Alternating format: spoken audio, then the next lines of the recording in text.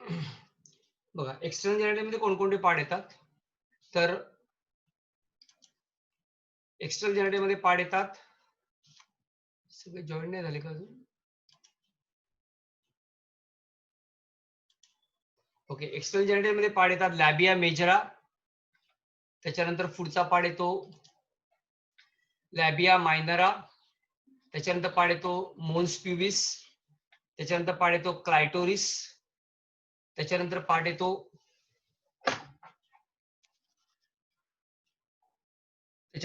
येतो वेस्टिब्यूल, त्याच्यानंतर पार्ट येतो hymen, then vestibular gland, then breast. Now labia majora, labia minora, mons pubis आणि clitoris याला एकत्रितरित्या म्हणतात vulva. Once again I repeat, female reproductive system consists of external genitalia and internal genitalia. External genitalia includes labia majora, labia minora, mons pubis, clitoris, vestibule, hymen, vestibular gland, and breast. Internal genitalia includes pair of ovaries, pair of fallopian tube, uterus, vagina. Now आता पहिले आपण external genitalia बघणार आहोत आणि नंतर आपण internal जेनेटिलियाकडे जाणार आहोत. सो एक्सटर्नल जेनेटिलिया मध्ये लॅबिया majora, labia minora, mons pubis आणि क्लायटोरिस याला collectively called as vulva. So here question bears write a short note on vulva असा प्रश्न विचारते. सो या चार पार्टला वल्वा म्हणतात. नंतर वेस्टिब्यूल, हायमेन, वेस्टिब्युलर ग्लँड आणि ब्रेस्ट. आता प्रत्येक पार्ट आपण डिटेल मध्ये बघणार आहोत. त्याचा स्क्रीनशॉट काढून घ्या. पुस्तकात हे असं दिलं नाहीये.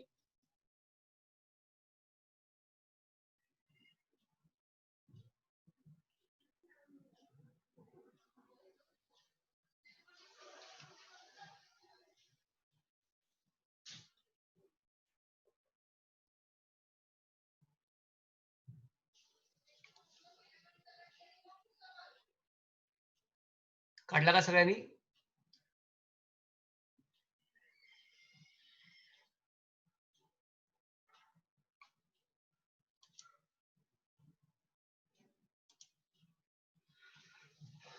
Okay. Okay. So now we start with external genitalia. Now, see, external genitalia includes the external genitalia organs of female includes part external to the vagina and are collectively called as vulva, that is covering of pendulum. Now, external genitalia हे part आपण आताच बघितले.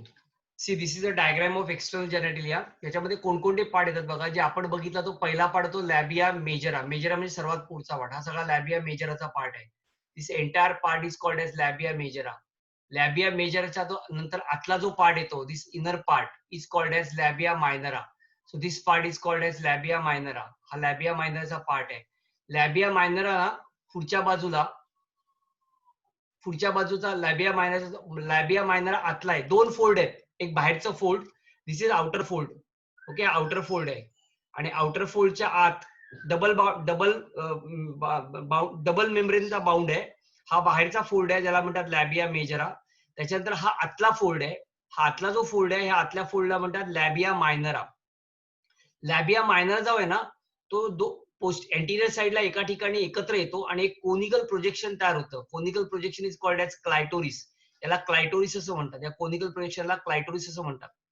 So लॅबिया majora बाहेरचा part, बाहेरची fold, त्याच्यात अजून एक आतली फोल्ड असते, त्याला म्हणतात लॅबिया मायनरा म्हणजे आतली फोल्ड. लॅबिया मायनराच्या आत जो पार्ट आहे सगळा दिसतो, ह्याला एकत्रितरित्या वेस्टिब्यूल असं म्हणतात. बरोबर. या वेस्टिब्यूल मध्ये दोन ओपनिंग असतात. एक असतो urethral opening. Urethral opening is the opening through which, त्याला युरेथ्रल ओपनिंग म्हणतात. आणि दुसऱ्याला म्हणतात vaginal opening. Urethral opening is the opening through which the urine comes out. असं बघा, फिमेल रिप्रोडक्टिव्ह सिस्टम मध्ये दोन वेगवेगळ्या ओपनिंग असतात. या ओपनिंगला म्हणतात urethral opening. This opening is called as urethral opening. Urethral opening is the opening through urine come out. And this opening is called as vaginal opening. The vaginal opening is the opening through which the baby comes out. It is a passage from baby. बेबीची delivery जी होते ती ह्या passage मधून होते. किंवा menstrual flow जो आहे मेन्स्ट्रुएशन मध्ये, बरोबर, तो मेन्स्ट्रुअल फ्लो इकडनं बाहेर पडतो, जे आपल्याला पुढे बघायचं आहे, शिकायचं आहे डिटेल मध्ये. So that is the menstrual flow. Menstrual flow which is emerge or you can say जिकडनं बाहेर पडतो, this part which is called as vagina. So हे वजायनल ओपनिंग आणि युरेथ्रल ओपनिंग ह्याला कलेक्टिव्हली हा सगळा जो पार्ट आहे आतला जो दाखवलाय, ह्या सगळ्या पार्टला म्हणतात वल्वा, सॉरी या सगळ्या पार्टला म्हणतात वेस्टिब्युल. आणि हा जो काय ओपनिंग आहे वजायनाचा, या वजायनल ओपनिंग वरती एक ना म्युकस ग्लँडचं, बरोबर ना, थिन मेम्ब्रेन असतं. त्या थिन मेम्ब्रेनला म्हणतात हायमेन. हे ऍक्च्युली हायमेन ब्रेक होतं at the time of sexual intercourse. Sexual इंटरकोर्सच्या वेळेला हे हायमेन ब्रेक केलं जातं आणि त्यामुळे जे काही सेक्शुअल इंटरकोर्स केला जातो तो ह्या पार्ट कडनं केला जातो, ज्यामध्ये पेनिस इन्सर्ट करून सिमेन डिस्चार्ज केलं जातं by the breakdown of this part, that is called hymen. पण हा हायमेन ना फिमेल मध्ये कधीही ब्रेक होऊ शकतो. Nowadays, due to because of exercise or cycling or any you can say exercise, कुठल्या एक्सरसाइज मुळे किंवा ह्याच्यामुळे हा ब्रेक होतो. So not necessary it will break at the time of sexual intercourse, असं काय नाहीये. याच्यावरनं पूर्वी असं ठरवलं जायचं की फिमेल चांगली आहे की वाईट आहे, या गोष्टीवरनं फायनल व्हायचं. पण तसं आता नाहीये, कारण हा एक्सरसाइज मुळे किंवा सायकलिंग केल्यामुळे, स्विमिंग केल्यामुळे, एनी कुठल्याही कारणामुळे हा ब्रेक होऊ शकतो किंवा होतो. So this part is called as hymen. आता ह्याच्यानंतर म्हणजे लॅबिया मेजराचा बाहेरचा जो पार्ट आहे, म्हणजे हा सगळा पार्ट, बरोबर ना, हा सगळा पार्ट, या सगळ्या पार्टला हेअर्स असतात आणि हा जो काय पार्ट आहे ह्या पार्टला म्हणतात वल्वा. ओके, ह्या पार्टला म्हणतात VULVA, वल्वा. एक मिनिट,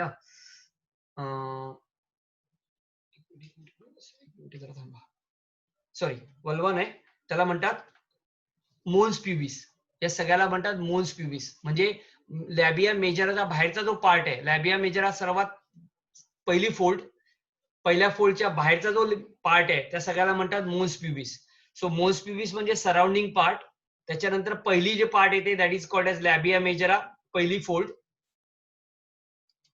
माझ्या हाताकडे बघा, पहिली fold that is labia majora. Labia majora आत अजून एक फोल्ड येते that is called as labia minora. Labia मायनरचं जे टोक आहे, ओके, लॅबिया मायनराचं जे टोक आहे त्या टोकाला असतं क्लायटोरिस. तर मागचा जो एंड आहे ना, तो एंड आणि ऍनस याच्या मधल्या पार्टला म्हणतात फोरचिटे. मागचा जो पार्ट आहे तो अटॅच असतो, त्या पार्टला फोरचिटे म्हणतात. आता फिमेल मध्ये काय असतं माहितीये का, फिमेल मध्ये ना युरिनरी ट्रॅक इन्फेक्शन फास्ट होतं as compare to male, because there is a opening which is called anus. Anus आणि हे ओपनिंग जवळ आहे फिमेल मध्ये, किंवा हे अंतर आहे ना हे कमी असतं, आणि हे अंतर ऍज कम्पेअर टू मेल, हे अंतर कमी असल्यामुळे फिमेल मध्ये ना हे काय ते युरिनरी ट्रॅक इन्फेक्शनचे चान्सेस फिमेल मध्ये जास्त असतात, किंवा फिमेल मध्ये ते जास्त होण्याची शक्यता असते. This is due to because of the space between the anus and vagina is very less, आपली जागा कमी असते. हा जो मागचा जो लॅबिया मायनरचा पार्ट आहे, हा मायनरचा पार्ट मागच्या बाजूला अटॅच असतो आणि त्याला फोरचिटे असं म्हणतात. सो बाहेरचा पार्ट, बाहेरचं फोल्ड, डबल फोल्ड लॅबिया मेजरा, आतला त्याच्या आतला सिंगल फोल्ड, आतला डबल, आतला परत double fold, leaf like fold, त्याला म्हणतात लॅबिया मायनरा. लॅबिया मायनरच्या आत जो अख्खा पार्ट आहे त्याला म्हणतात वेस्टिब्यूल. आणि वेस्टिब्यूल मध्ये दोन ओपनिंग आहे. Vestibule it is a vertical depression in which the urethral opening and vaginal opening open. So urethral opening आणि वजायनल ओपनिंगचा ओपन्स होतात आतल्या पार्ट मध्ये. वजायनल ओपनिंग जे आहे त्या वजायनल ओपनिंगला कव्हरिंग असतं, त्याला म्हणतात हायमेन. युरेथ्रल ओपनिंग तर सेपरेट आहे, इकडनं फक्त युरिन पास होते. त्याच्यानंतर लॅबिया मेजरचा बाहेरचा जो पार्ट आहे त्या सगळ्याला म्हणतात मोन्स प्युबिस. त्याच्यानंतर वजानाला जे कव्हरिंग आहे दॅट इज कॉल्ड एज हायमेन, त्याला हायमेन असं म्हणतात. आणि सर्वात महत्वाचं, या लॅबिया मेजरा म्हणजे वेस्टिब्यूल आहे, या वेस्टिब्यूलच्या दोन्ही साईडला, म्हणजे या साईडला आणि या साईडला, डाव्या आणि उजव्या साईडच्या वेस्टिब्यूलला, वेस्टिब्यूल म्हणजे कोणता, लॅबिया मायनराच्या आतलं फोल्ड, ज्या आतल्या फोल्ड मध्ये दोन ओपनिंग ओपन्स होतात, एक म्हणजे युरेथ्रा आणि दुसरा म्हणजे वजाना. तर ह्याच्या दोन साईडला ना इथे ग्लँड्स असतात, that is called as vestibular gland, त्याला वेस्टिब्युलर ग्लँड्स असं म्हणतात. जसं मेल मध्ये काउपर्स ग्लँड आहेत ज्याला बल्बो युरेथ्रल ग्लँड म्हणतात, तसं इकडे ह्याला वेस्टिब्युलर ग्लँड म्हणतात. ह्याला वेस्टिब्युलर ग्लँडला दुसरं नाव आहे, नाव विसरलो मी, नंतर सांगतो. So that is vestibular Gland. So हा झाला एक्सटर्नल जेनेटिलियाचा पार्ट.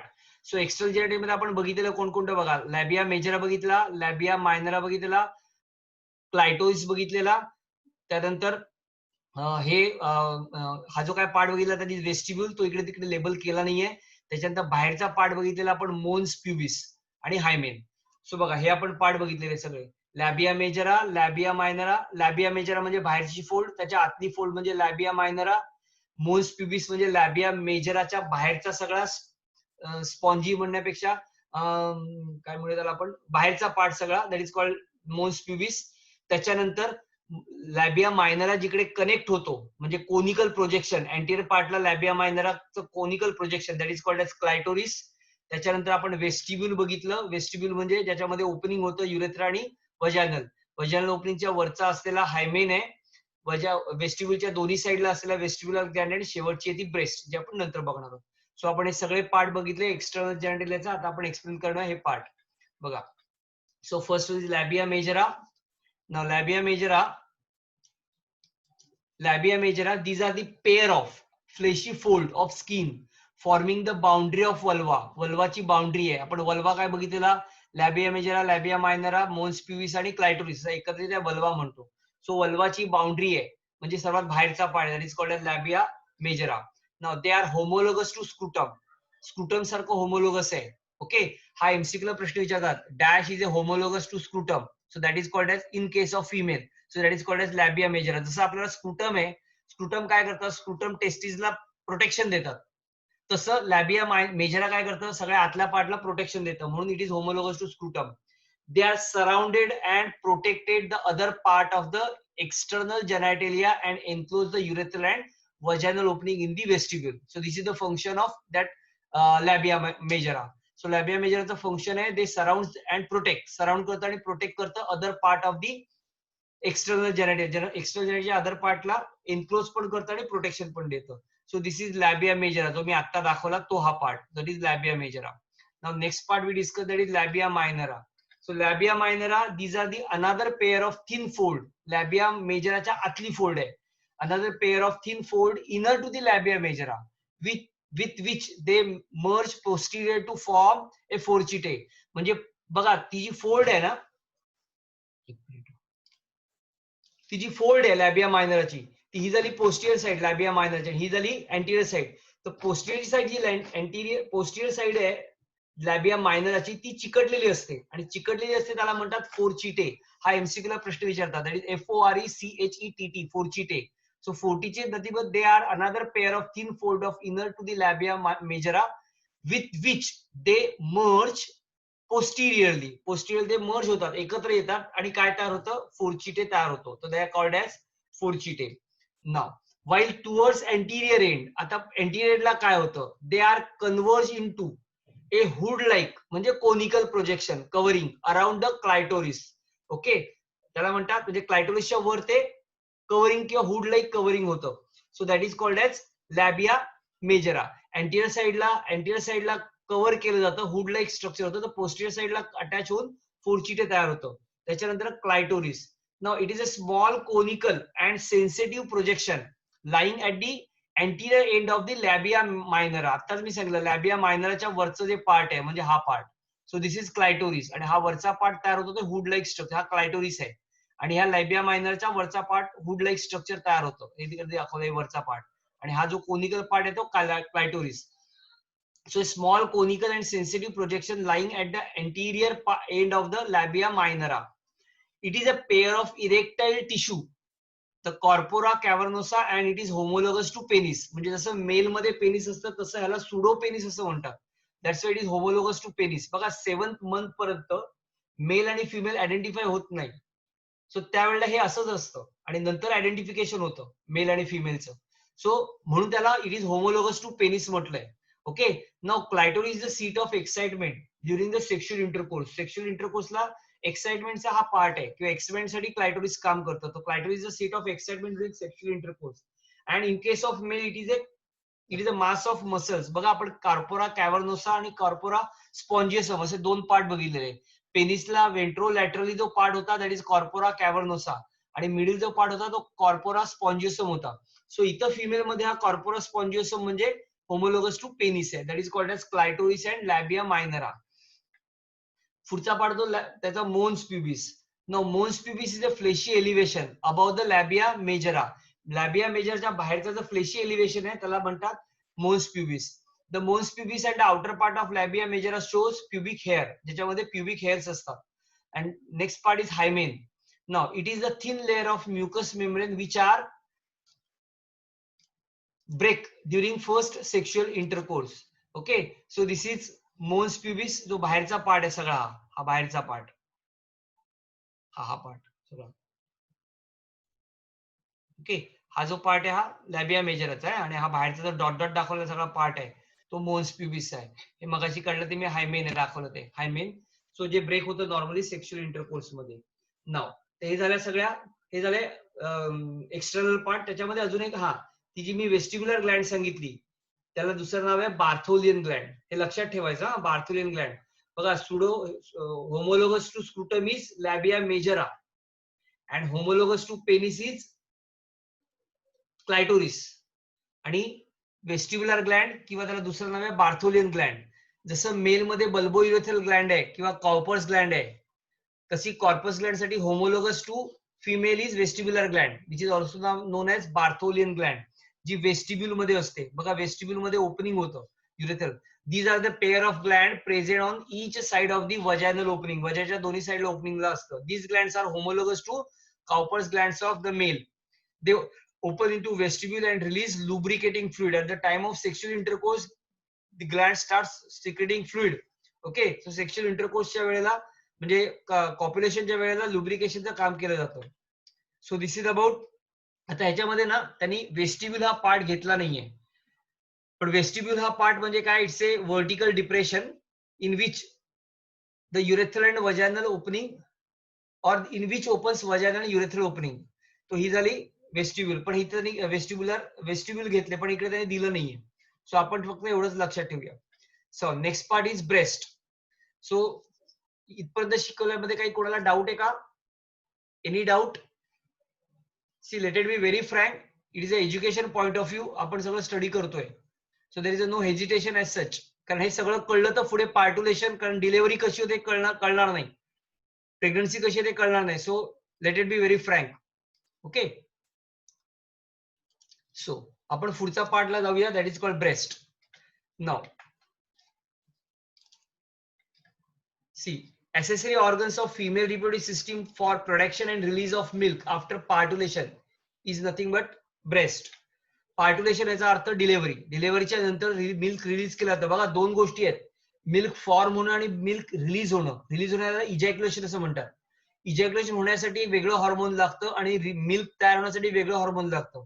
मिल्क तयार होण्यासाठी जे हॉर्मोन लागतं मॅमरी ग्लँड मध्ये at the time of delivery, sorry at the time of pregnancy, that is called as prolactin.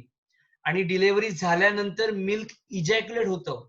That milk ejaculate होण्यासाठी लागणारे जे हॉर्मोन आहे, the name of the hormone is called as oxytocin. पुढे आपण बघणार आहोत. So development of mammary gland occur at the puberty under the influence of oestrogen and progesterone, that is female sex hormone. The lactotrophic hormone that is LTH or prolactin, जे आता मी तुम्हाला सांगितलं. The prolactin or LTH that is called lacto. Lacto म्हणजे milk, milk तयार करणारा hormone, that is lactotropic hormone or prolactin helps in development of lactiferous tubules. Lactiferous tubules हे असे टिब्युल्स आहेत ज्यातनं मिल्क तयार होतं during pregnancy. That is during pregnancy is very important. at the time of pregnancy only the lactotrophic hormone or prolactin starts releasing milk, okay, or forming milk.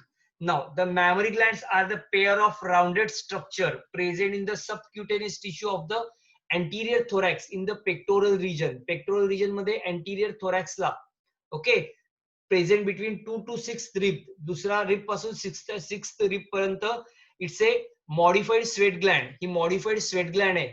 Okay, ज्याला आपण mammary gland म्हणतो, which are pair of rounded structure and it is present in the subcutaneous. Subcutaneous म्हणजे क्युटेनियसच्या खालपासून आले origin असलेली. Okay, anterior thorax in the pectoral region. Now this is the structure of mammary gland. बघा, mammary gland मध्ये आपण काय काय पार्ट बघितले ते बघूया आपण. See, this is the external part of the mammary gland. Now this mammary gland, at the tip of the mammary gland, इकडे त्यांनी हे केलं नाही, लेबल केलं नाही. This part is called as NIPPLE, nipple. It is a part through which the milk is ejaculated. याच्या बरोबर खाली इकडे डार्क ब्राउनिश एरिया असतो, हा तिथे पुस्तकात दाखवला नाहीये. This dark brownish area is called as areola, AEROLA. This part is called as areola and this opening is called as nipple. It is a part through which the milk is ejaculated. याच्या बरोबर आत. आता मागे जाऊया आपण, मागे जाऊया. हे सगळे दिसत आहेत ना, हे तुम्हाला इंटरकॉस्टल मसल दिसत आहेत. इंटरकॉस्टल मसल्सचा अर्थ काय? हे रिब्स आहेत. 1 2 3 4 5 6 सगळे रिब्स आहेत आणि रिब्सच्या मध्ये ते सगळे मसल्स आहेत. याच्यानंतर इकडनं ब्रेस्ट खरीचा ओपन होते, इकडनं ब्रेस्ट खरी चालू होते. इकडे जे काय पार्ट आहे ह्याला म्हणतात पेक्टोरल्स मेजर मसल. इथे मसल्स आहेत. हे इथपर्यंत सगळे मसल्सचा पार्ट आहे आणि इथे आता ब्रेस्ट तयार होते. ह्या ब्रेस्ट मध्ये ऍक्च्युली काय असतं, हे सगळं भरलेलं जे आहे that is called as fat. हे सगळं फॅट आहे. These are the fatty tissue. हे सगळं फॅटी टिश्यू आहे आणि फॅटी टिश्यू मध्ये आत इथं सगळे दिसतायत ते तुम्हाला ग्लँड लोब्युल्स दिसतायत. They are called as alveolus lobules. Okay, या ह्याला अल्व्हिओलस म्हणतात. ह्याच्यातलं काय लंग्स मधलं अल्व्हिओलस वेगळं, ह्यातलं अल्व्हिओलस वेगळं. आणि you can say it is called as alveolus. हे सगळे अल्व्हिओला आहेत. हे सगळे अल्व्हिओला आहेत. या अल्व्हिओला पासून निघणाऱ्या ज्या ग्लँड्स आहेत, बरोबर ना, सॉरी, जे निघणारे डक्ट आहेत त्याला म्हणतात लॅक्टिफेरस डक्ट. ओके, त्याला सगळ्यांना म्हणतात लॅक्टिफेरस डक्ट, सॉरी लॅक्टिफेरस सायनस. आणि लॅक्टिफेरस सायनस ओपन होतात लॅक्टिफेरस डक्ट मध्ये आणि लॅक्टिफेरस डक्ट ओपन होतं निपल मध्ये, जिकडनं मिल्क बाहेर केलं जातं. इकडे मिल्क रिलीज होतं, इकडे मिल्क सिक्रीड होतं, इकडे मिल्क फॉर्म होतं. हे सगळे अल्व्हिओला आहेत. All these are alveoli. These are the alveoli where the milk is formed. Now this milk with help of duct, the name of the duct we called as lactiferous sinus. Okay, lactiferous sinus सगळे open होतात लॅक्टिफेरस duct मध्ये आणि lactiferous duct open होते nipple मध्ये. या निपलच्या बरोबर खाली इकडे जो पार्ट आहे हा डार्क ब्राऊन एरिया असतो. ओके, हा साइड व्ह्यू आहे. तो डार्क एरियाला म्हणतात, त्या पार्टला म्हणतात एरिओला. तो हा सगळा काय म्हणूया आपण त्याला, ब्रेस्टचा स्ट्रक्चर आहे. आता आपण डायग्राम हे बघूया. बघा, breast, these are the pair of rounded modified sweat gland. Each mammary gland contain fatty connective tissue and numerous lactiferous duct. Fatty tissue आहेत आणि लॅक्टिफेरस डक्ट आहेत. आपण आताच बघितलं, this is lactiferous duct. Okay, याला लॅक्टिफेरस डक्ट म्हणतात. आणि numerous fatty tissue आहे, सगळ्या फॅटी टिश्यू आहेत. हे सगळे दिसत आहेत येलो कलरचे, ते सगळे फॅटी टिश्यू आहेत. ओके,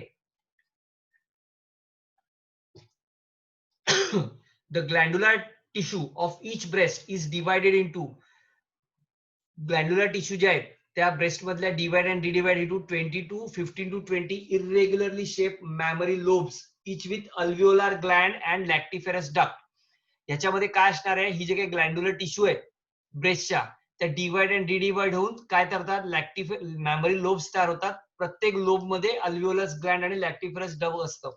बघा, दिस अल्व्हिओलस, हा लोब आहे, लेबल नाही केलं, हा लोब आहे. आणि लोबच्या आधी जे दिसतंय तुम्हाला रेड रंगाचं, okay, dark red, these are called as alveolus and these are called as duct. Sorry, duct नाही, लोब्युल्स. कुठलं लोब्युल्स? मॅमरी लोब्युल्स. हे सगळं मॅमरी लोब्युल्स आहे आणि मॅमरी लोब्युल्सच्या आत असलेले डक्ट आहेत.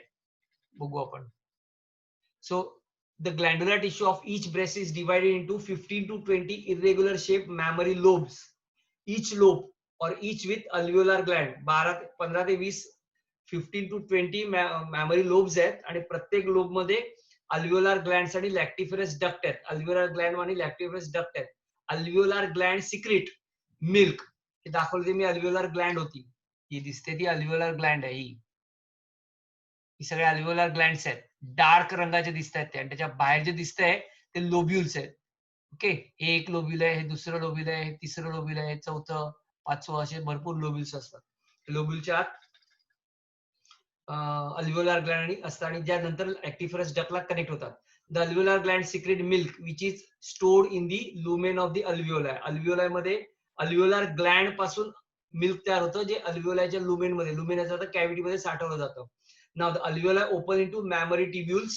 The tubules of each lobe join to form a mammary duct, and the mammary duct join to form a wider mammary ampulla which is connected with lactiferous duct. म्हणजे लॅक्टिफेरस डक्टच्या मध्ये एवढे सगळे part आहेत जे पुस्तकात दाखवले नाहीयेत. ते मॅमरी डक्ट, त्याच्यानंतर अँप्युला, ओके, आणि शेवटी एंड होतो तो लॅक्टिफेरस डक्ट. हे लॅक्टिफेरस डक्ट आहे. हे लॅक्टिफेरस डक्ट याच्यामध्ये जो येतो तो, हे लॅक्टिफेरस सायनस म्हणजे अँप्युला ऍक्च्युली. हा ओके, हा लॅक्टिफेरस डक्ट, हा लॅक्टिफेरस सायनस म्हणजे लॅक्टिफेरस अँप्युला.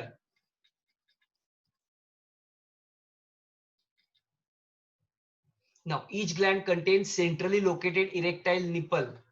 This converges towards the nipple located near the tip of the breast.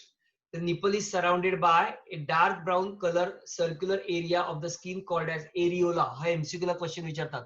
Okay, that is AREOLA, areola. म्हणजे बरोबर जिकडनं मिल्क इजॅक्युलेट केलं जातं, बाहेर आणलं जातं, त्याच्या बरोबर खालचा जो भाग आहे तो डार्क ब्राऊन कलरचा असतो आणि त्या डार्क ब्राऊनच्या कलरला एरिओला असं म्हणतात. ओके. सो आता हा ब्रेस्ट कॅन्सर काय, बऱ्याच फिमेल मध्ये म्हणजे इंडियामध्ये हे 2 कॅन्सर मोठ्या प्रमाणात आढळतात. एक म्हणजे ब्रेस्ट कॅन्सर आणि दुसरा म्हणजे सर्व्हिक्सचा कॅन्सर. सो ब्रेस्ट कॅन्सर म्हणजे नक्की काय असतं बघा. सो त्याचे सिम्पटम्स बघूया आपण पहिले. The first symptom of breast cancer is lump in the breast. Actually हे जे काय फॅटी टिश्यू आहेत ना किंवा लॅक्टिफरस ग्लँड आहेत, यांची ग्रोथ ऍबनॉर्मल होते. कॅन्सरची डेफिनेशन आहे abnormal growth of cell due to uncontrol cell division. हे फॅट किंवा हे लॅक्टिफरस ग्लँड आहेत, यांची ग्रोथ ऍबनॉर्मल होते.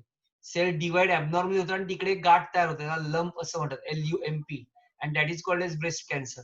So the first symptoms of breast cancer is lump in the breast or under arm. ब्रेस्टच्या खाली म्हणजे ब्रेस्ट मध्ये काय म्हणतात ते लंप किंवा गाठ येणार. The lump is painless. जी काही गाठ येणार ना ती पेनलेस असते, म्हणजे त्याला दुखत नाही ती. Swelling of all or part of breast. एक तर ब्रेस्टला किंवा बाजूच्या पार्टला पण स्वेलिंग येतं. स्किन इरिटेशन, तो जो पार्ट आहे त्या पार्टला स्किन इरिटेशन होतं. Breast or the nipple pain, म्हणजे अख्ख्या ब्रेस्टला पण कधी कधी पेन होतं किंवा फक्त निपलच्या पार्टला पेन होतं. निपल रिट्रॅक्शन इज देअर, म्हणजे रिट्रॅक्शन येतं, मागे येते ते निपल. रेडनेस, म्हणजे तो पार्ट रेड होतो. स्केलनेस, स्केली होतं. और थिकनिंग ऑफ निपल और ब्रेस्ट स्किन, तो पुढचा स्किनचा पार्ट, निपलचा पार्ट आहे तो थिक होतो. नाव द डिस्चार्ज, समटाइम त्यातनं डिस्चार्ज पण बाहेर येतो. It is not a milk. मिल्कचा पार्ट नाही काय हा. डिस्चार्ज म्हणजे ऍबनॉर्मल ग्रोथ असल्यामुळे सेल्स मधनं फ्लुइड बाहेर पडतं, जे निपल मधनं बाहेर पडतं. Instead of milk. मिल्क तर फक्त प्रेग्नन्सी मध्ये तयार होतं. ओके. इतर वेळेला मिल्क बाहेर येतच नाही. पण इतर वेळेला या अशा ब्रेस्ट कॅन्सर मध्ये नॉर्मली हे 50-60च्या नंतर फिमेल मध्ये, म्हणजे मेनोपॉज संपली. Menopause is the phase where the menstrual cycle stop. ज्यावेळेला मेन्स्ट्रुअल सायकल स्टॉप होते त्याच्यानंतर काही प्रमाणात काही फिमेल मध्ये हा प्रॉब्लेम येतो, काही जणांमध्ये दिसतो हा. सो डिटेक्शन, महिला काय करतात माहितीये का, ह्याला मॅमोग्राम करतात किंवा अल्ट्रासाऊंड, MRI, बायोप्सी आणि ब्लड टेस्ट, एवढ्या टेस्ट मधनं हा ब्रेस्ट कॅन्सर डिटेक्ट होतो. मॅमोग्राफी करतात, त्याला मॅमोग्राम असं म्हणतात. It's x-ray of mammary gland. किंवा अल्ट्रासाऊंड किंवा MRI काढतात. जर यातनं काही वाटलं त्यांना काहीतरी गडबड असेल मग बायोप्सी केली जाते, म्हणजे तिथनं छोटासा पार्ट काढला जातो, तो चेक केला जातो. तिकडे सेल्सची नेचर बघतात. कॅन्सरच्या सेल्स आहेत ना हे ऍबनॉर्मल असतात, ऍबनॉर्मल ग्रोथ असतात आणि त्याला स्पाइन्स असतात आणि ते बाजूच्या एरिया पण इफेक्ट करतात. आपण कॅन्सर मध्ये बघणार आहोत. तर मग त्या सेल्स आयडेंटिफाय करता येतात की हा नॉर्मल सेल नाही आहेत. हे बायोप्सी न करता येतं आणि ब्लड टेस्ट मधनं फाइंड आउट होतो. ओके. सो ट्रीटमेंट काय त्याला, तर either best treatment is surgery, म्हणजे त्याची हे काढून टाकतात. सो ब्रेस्ट काढून टाकतात. तो एक आहे ती रेडिएशन थेरपी, दुसरं आहे किमोथेरपी. या नॉर्मल थेरपी आहेत ज्या कॅन्सरला दिल्या जातात. ब्रेस्टच्या पण कॉमन आहेत. पण लंपॅक्टोमी, लंप म्हणजे जी काय गाठ आहे तेवढी गाठ तरी टोमी याचा अर्थ टू कट, तेवढी गाठ तरी काढली जाते किंवा अख्खच्या अख्ख मॅमोप्लास्टी केली जाते, म्हणजे पूर्ण मॅमरी ग्लँडच कट करून टाकतात. सो जर वाईड त्याचं स्प्रेडिंग असेल किंवा जर पुढे त्याला इन्फेक्शन होत असेल तर ते पूर्णच्या पूर्ण मॅमरी ग्लँड काढतात. अदरवाईज छोटासा कुठेतरी पार्ट त्यातला इन्फेक्ट असेल तेवढाच पार्ट फक्त कट केला जातो. So that is called as breast cancer. त्याच्यानंतर आपण बघणार आहोत वेनिंग, WEANING. याचा अर्थ काय माहितीये का, तर ज्या वेळेला ब्रेस्ट फिडिंग, छोटासाच पार्ट आहे हा. So mother's milk is replace gradually by solid food after some time. This process is called as weaning. याचा अर्थ काय, तर बेबीची डिलिव्हरी झाल्यानंतर बेबी ब्रेस्ट फिडिंग करतो, पण एका ठराविक महिन्यानंतर ब्रेस्ट फिडिंगचं कन्व्हर्जन फूड मध्ये होतं, म्हणजे बेबी फूड, सॉलिड फूड खायला लागतो. म्हणजे काय, वरण भात वगैरे प्रकार म्हणतात तो. तत्पूर्वी डिलेव्हरीच्या नंतर लगेच त्याला ब्रेस्ट फिडिंगच असतं, म्हणजे आईच्या मिल्क वरतीच त्याचं काय म्हणतात ते फूड चालू असतं. पण एक ठराविक महिने गेले की मिल्क स्टॉप केलं जातं किंवा मिल्क थोड्या प्रमाणात होऊन उरलेला पार्ट जो आहे तो सॉलिड फूड देण्याकडे असतो, म्हणजे काय खिमटी बिमटी काय प्रकार म्हणतात तो. सो दॅट इज, त्या प्रोसेसला वेनिंग असं म्हणतात, WEANING. ओके. त्याच्यानंतर आपण बघणार आहोत इंटरनल जेनायटिलिया. आता आपण इंटरनल जेनायटिलिया मोठा आहे, हा पार्ट 15 मिनिटात होणार नाही. सो आपण 9:15 झाले, आपण उद्याच्या लेक्चरला हा इंटरनल जेनायटिलियाचा पार्ट घेऊया. ओके. सो इथपर्यंत मी एक्सप्लेन केलं. काही डाऊट आहे का कोणाला असेल तर मला उद्या काहीतरी अजून नवीन सांगायला पाहिजे, म्हणजे एक्स्ट्रा काही सांगायला पाहिजे. If you have any doubt or everything is clear, please तुमचं सजेशन काय ते द्या. हा, कळलंय का नाही कळलंय ते, कारण हे मला लक्षात येत नाहीये, तुम्ही सांगाल त्याच्यावर मी डिपेंड करतो. मॅक्झिमम तुम्हाला कळेल अशा भाषेत किंवा मॅक्झिमम तुम्हाला कळेल एवढे डायग्राम टाकले जातात इकडे, पण शेवटी अंडरस्टँडिंग किती होते महत्वाचं आहे. सो नसेल कळलं तर सांगा किंवा डाऊट असेल तरी काय सांगा. जेवायची वेळ झाल्यामुळे बरेच जण जेवायला गेलेत बहुतेक.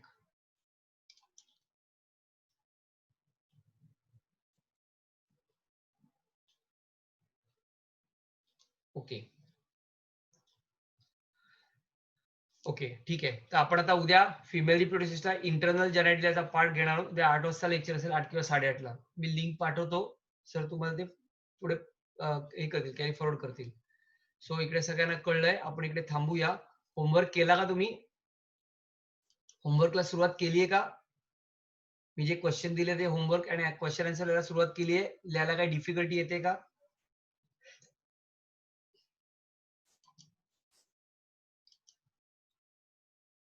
येस. केली असेल तर मला एखाद दुसरा प्रश्न व्हॉट्सअपवर दाखवा, म्हणजे कळेल मला. म्हणजे तुमच्यावर 100% विश्वास आहेच, त्यात काही वाद नाही मला. तुम्ही चांगली मुलं आहात, मला माहिती आहे. कुणी मुलं आहात. मी करणारच ते. पण मला पण एखादा आन्सर चेक करू दे. म्हणून मी ते तुम्हाला सांगितलेलं ना, एक हा क्वेश्चन आहे, हा तुम्ही सोडवायचा आणि मला पाठवायचा आहे. तो अजून पण कोणी पाठवला नाहीये, त्याला 4 दिवस झाले. त्याला विचार करून मला पाठवून द्या प्लीज. ओके. सो इथं आपण थांबूया. चला उद्या भेटू आपण आता. ठीक आहे. चलो गुड नाईट.